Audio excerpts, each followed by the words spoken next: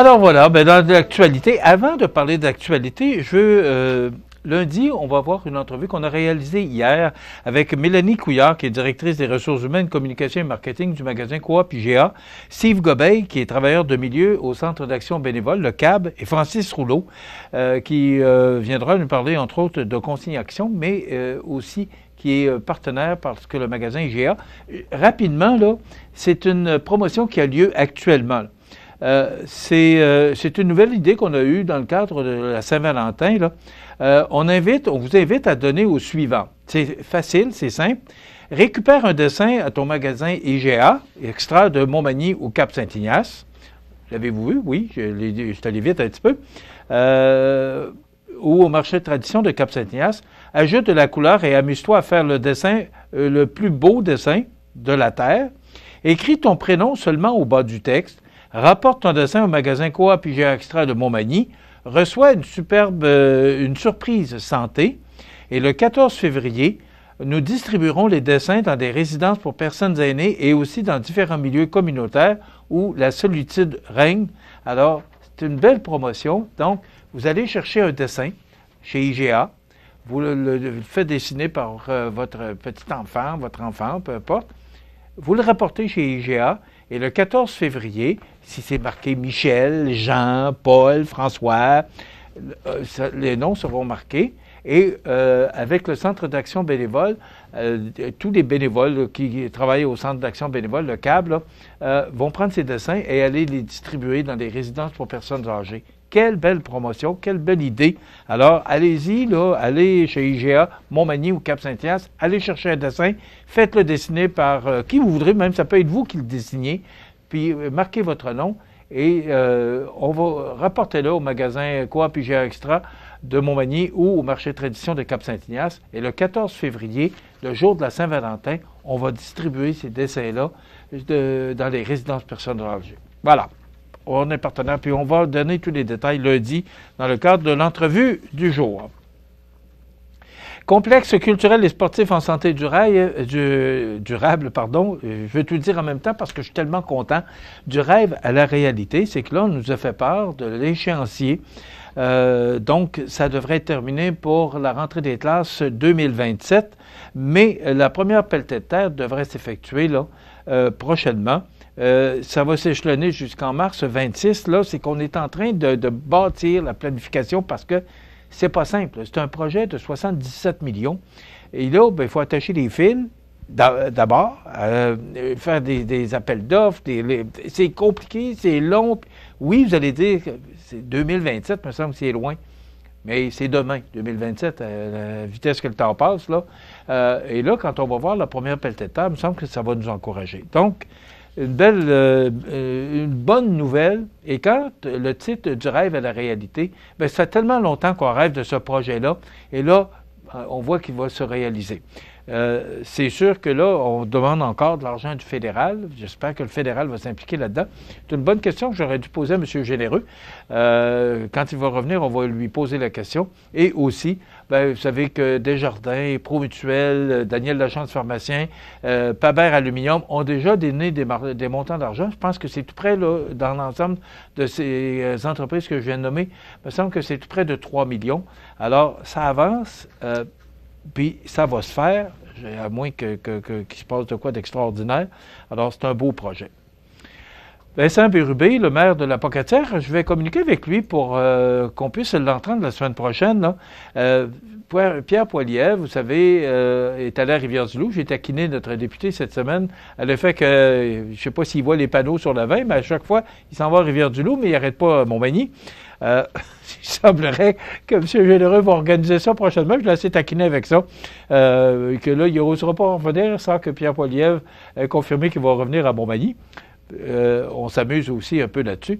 Mais ce qui est un petit peu moins drôle, c'est que M. Poilievre a déclaré que, et je cite, que oui pour le troisième lien et non pour le tramway de Québec. Alors, le tramway de Québec, c'est Alstom qui avait obtenu, qui avait réalisé l'appel d'offres, qui avait dit oui pour l'appel d'offres. Et Alstom, même si tout n'est pas construit à la Pocatière, c'est des retombées économiques très importantes pour la région de la Pocatière. pour la MRC de Kamouraska et la MRC de Lillet. Donc, M. Bérubé qui intervient, c'est le maire de la Pocatière, puis je trouve que son intervention est tellement justifiée que là, M. Poilievre, là, d'abord, c'est qu'il y a beaucoup de démarches. Et là, le gouvernement Legault qui a donné plusieurs milliards de dollars pour que ce projet-là se réalise. Et là, comme il y a des élections, vous n'avez pas besoin de tout vous dire ce qui se passe actuellement à Ottawa, bien là, on n'est plus sûr d'avoir le 1,4 milliard. Et là, ça fragilise le projet. Et M. Poilievre qui dit, non, moi, ben, pas de tramway, Québec n'a pas besoin de ça. Pas drôle ce qu'il dit, quand on sait toutes les démarches puis tout le travail qui a été fait là-dessus.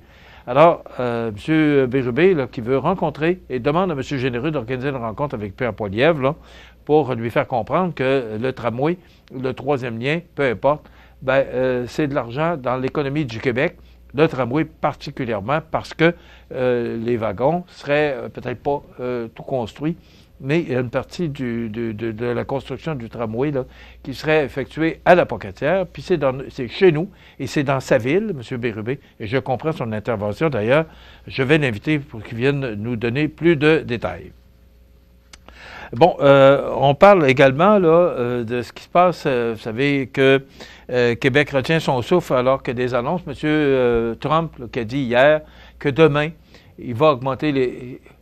Je vais le dire au conditionnel parce qu'avec M. Trump, on ne sait pas trop ce qu'on s'en va. Puis pourquoi que le gouvernement fédéral ni le gouvernement provincial ne bougent pas? C'est tout simplement, c'est que tant que le décret n'est pas signé officiellement que M. Trump va augmenter les tarifs douaniers de 25 %, ben, on ne peut pas partir en guerre sans savoir si ça va se faire.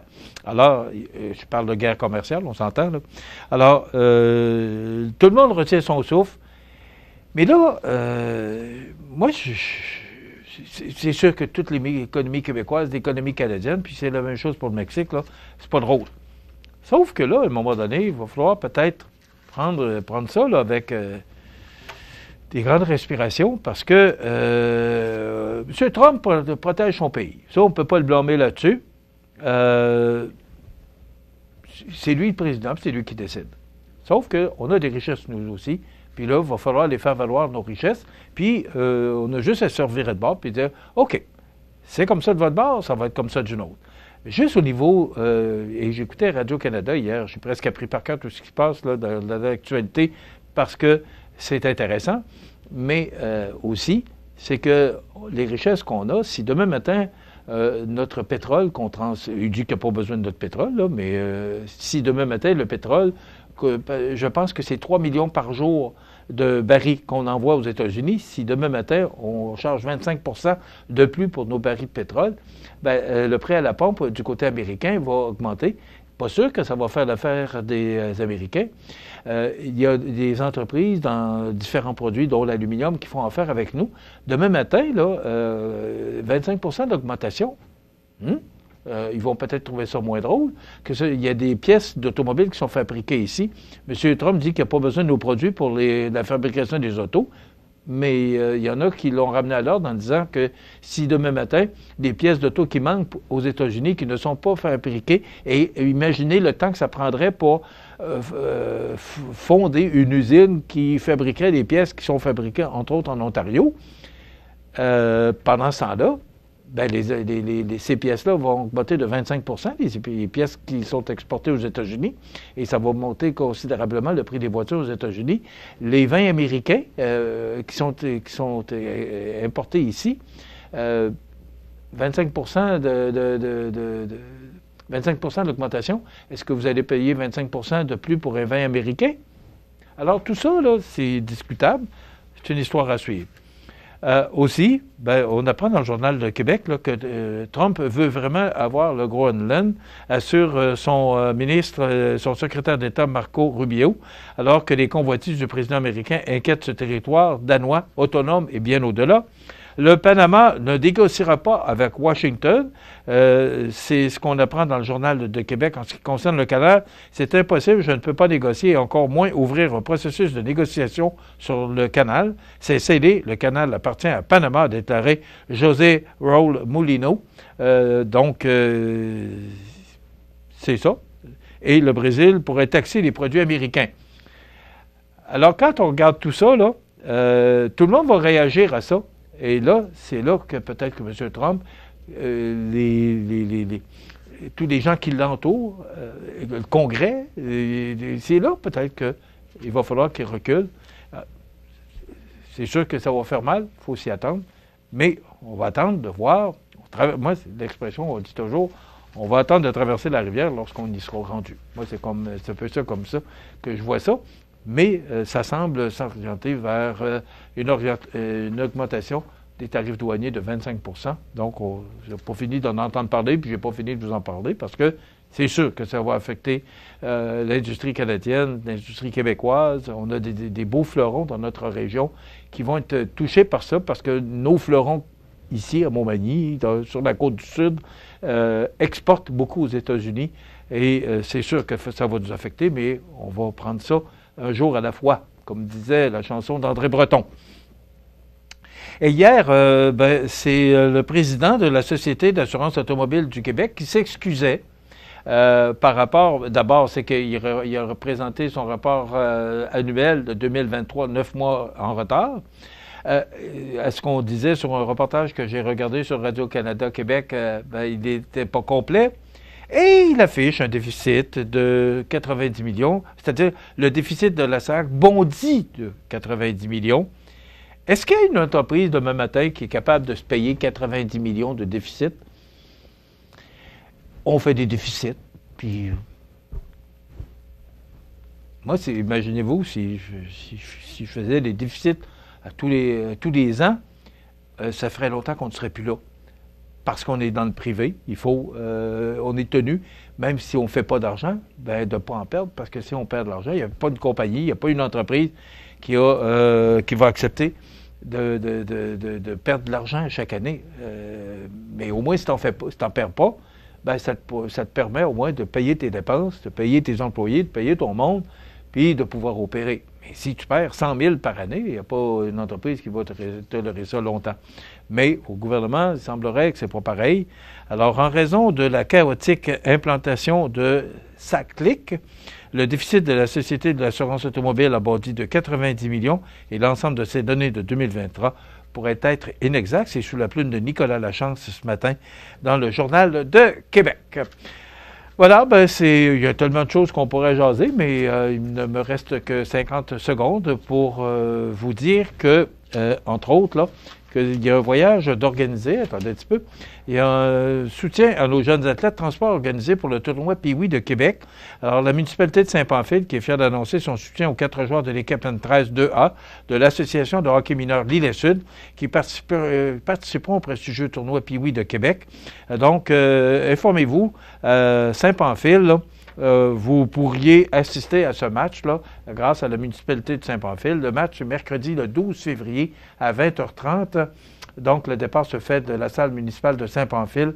Alors, informez-vous, coût par personne 20 $, vous pourriez assister au tournoi de Québec. Voilà. Maintenant, pour l'émission de lundi, on aura Rosalie Bilodeau, intervenante responsable du service du répit Adore et de solidarité cancer, et on aura Mélanie Couillard. Bon week-end, à lundi.